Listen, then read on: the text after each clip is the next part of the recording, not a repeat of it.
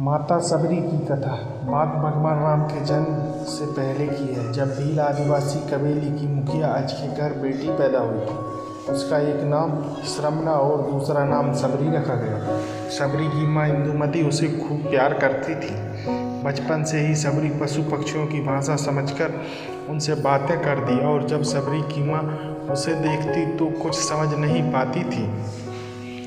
कुछ समय बाद एक पंडित ने सबरी के परिवार को बताया कि वो आगे चलकर सन्यासी बन सकती है। इस बात का पता चलते ही सबरी के माता पिता ने उसका रिश्ता तय कर दिया। जैसे ही शादी का दिन नज़दीक आया, सबरी के घर वालों ने खूब सारी बकरियां और अन्य जानवर घर के पास लाकर बांध दिए। एक दिन सबरी की माँ जब उसके बाल बना रही थी तो उसने माँ से पूछा, इतने सारे जानवर हमारे घर क्यों लाए गए हैं?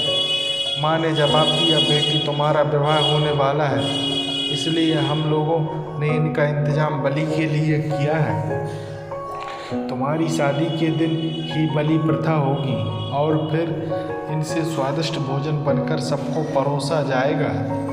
यह सब सुनकर सबरी दुखी हो गई। काफ़ी देर तक सबरी ने इन जानवरों को आज़ाद करने के बारे में सोचा। सोचते सोचते सबरी के मन में हुआ कि अगर ये जानवर यहाँ नहीं होंगे तो इनकी बलि रुक सकती है। ऐसा नहीं हुआ तो मेरे घर से कहीं चले जाने पर ही यह बलि रुकेगी। जब मैं ही नहीं रहूँगी तब ना विवाह होगा और ना ही बलि प्रथा। इससे मासूम जानवर बच जाएंगे। इसी सोच के साथ जानवरों को रखी गई जगह पर सबरी पहुँची। उसने सोचा मैं उन्हें खोल देती हूँ, लेकिन वो ऐसा नहीं कर पाई। उसके बाद सबरी जंगल की तरफ भागने लगी। भागते भागते सबरी ऋषिमुख पर्वत पहुँच गई, जहाँ करीब 10,000 ऋषि रहा करते थे।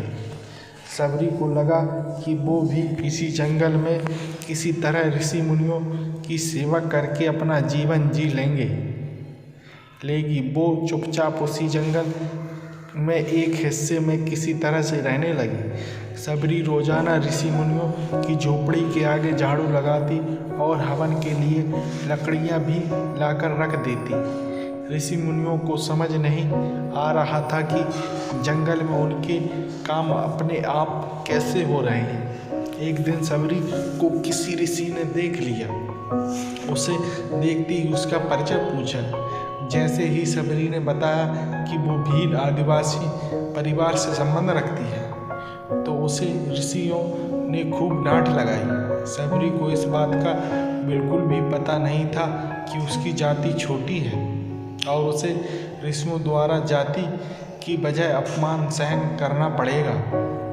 इतना सब होने के बाद भी सबरी हर ऋषि मुनि के दरवाजे पहुंचती और उनके आंगन में झाड़ू लगाकर उनसे गुरु दीक्षा के लिए कहती।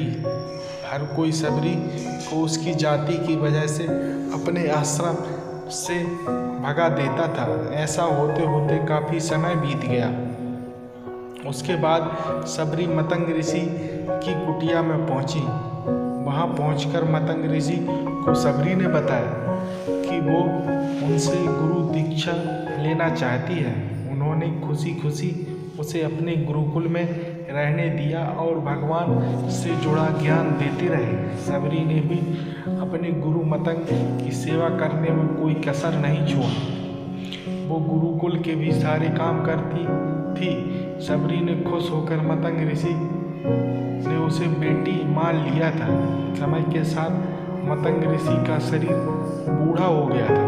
उन्होंने एक दिन सबरी को अपने पास बुलाया और कहा, बेटी मैं अपना देह त्यागना चाह रहा हूँ। बहुत साल हो गए इस शरीर में रहते रहते। सबरी ने दुखी मन से कहा, आपके ही सहारे मैं इस जंगल में रह पाई हूँ। आप ही चले जाएंगे तो मैं जीकर क्या करूँगी?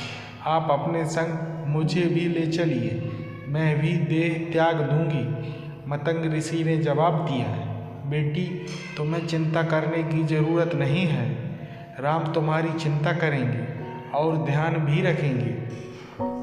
सबरी ने राम का नाम सुनने के बाद पूछा, वो कौन है और उन्हें मैं किस तरह से ढूंढूंगी? मतंग ऋषि ने बताया, राम कोई और नहीं भगवान है।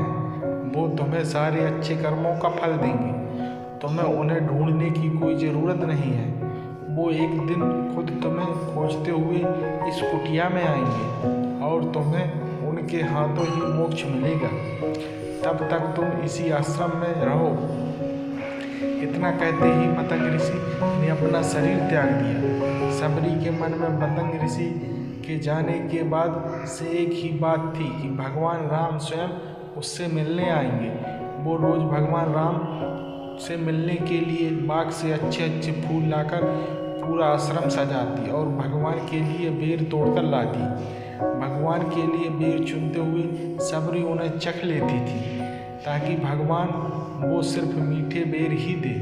रोजाना सबरी इसी तरह भगवान के दर्शन की आस में फूल और बेर इकट्ठा करती रहती। इसी तरह इंतजार में कई साल बीत गए। सबरी का शरीर एकदम वृद्ध हो गया। एक दिन आश्रम के पास के ही तालाब में सबरी पानी लेने के लिए गई। तभी पास के ही एक ऋषि ने उसे अछूत कहते हुए वहाँ से भागने के लिए कहा और एक पत्थर मार दिया। वो पत्थर जब सबरी को लगा तो उसे चोट लगी और खून बहने लगा।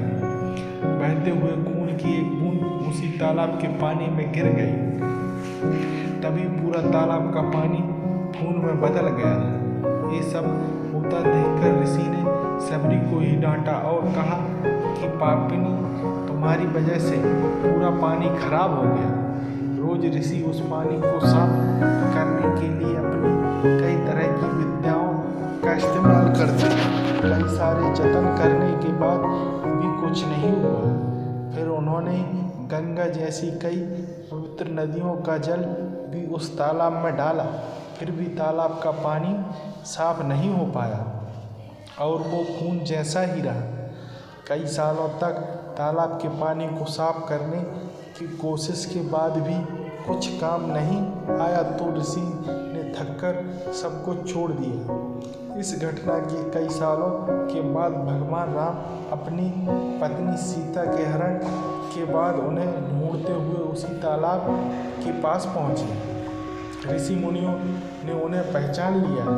भगवान को वहाँ देखकर ऋषियों ने तालाब का पानी साफ करने के लिए भगवान को अपने पैर उसमें डालने के लिए कहा, लेकिन पानी जैसा का तैसा ही था। ऋषि मुनियों ने भगवान से भी कई अन्य जतन करवाए, लेकिन वो पानी जस का तस खून जैसा ही रहा। तब भगवान ने ऋषियों से पानी के रक्त में बदलने की कहानी पूछी। तब ऋषि ने सबरी को पत्थर मारने वाली सारी बात बता दी। उसके बाद कहा कि वो महिला ही अपवित्र है, छोटी जात की है, इसलिए ये सब हुआ। उसी वक्त भगवान राम ने कहा, ये सब आप लोगों के खराब वचनों से हुआ है। सबरी को इस तरह के शब्द बोलकर आप लोगों ने उसे नहीं बल्कि मेरे दिल को घायल किया है। इसी घायल दिल के रक्त का प्रतीक यह तालाब का लाल पानी है। आगे भगवान राम बोले, कहाँ है वो माई? मैं उनसे मिलना चाहता हूँ। तब तक सबरी उसी तालाब के पास पहुँच जाती है। इस दौरान सबरी के पैर को ठोकर लगती है और कुछ धूल उस तालाब में गिर जाती है। तभी सारा पानी साफ हो जाता है। भगवान सबसे कहते हैं, देखिए आप लोगों ने क्या कुछ नहीं किया, लेकिन पानी साफ नहीं हो पाया। अभी सिर्फ इनके पैर की थोड़ी सी धूल ने ही तालाब का पानी साफ कर दिया। भगवान राम को सबरी पहचान चुकी थी। प्रणाम करके सबरी ने कहा, भगवान आप मेरे साथ कुटिया में चलिए। भगवान भी खुशी खुशी सबरी के साथ चल पड़े।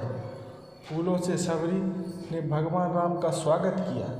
वो सीधे बेर तोड़ने के लिए भाग गए और चख कर उनके लिए बेर लेकर आए। उन्होंने बड़े ही प्यार से भगवान राम और उनके भाई लक्ष्मण को बेर दिए। भगवान राम ने भी उतने ही प्यार से उन बेरों को खाना शुरू कर दिया।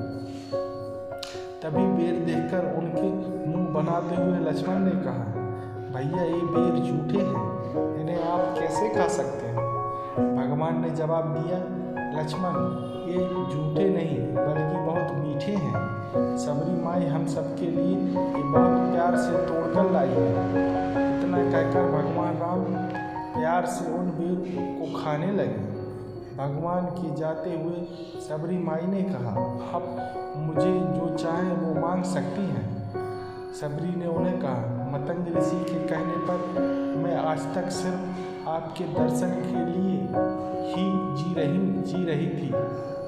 जब आप मुझे मोक्ष प्रदान कीजिए, मैं अपना शरीर आपके सामने ही त्यागूंगी। उसी वक्त सबरी ने अपना शरीर त्याग दिया। भगवान राम ने अपने हाथों से उनका अंतिम संस्कार किया और माता सीता की खोज में बढ़ गए।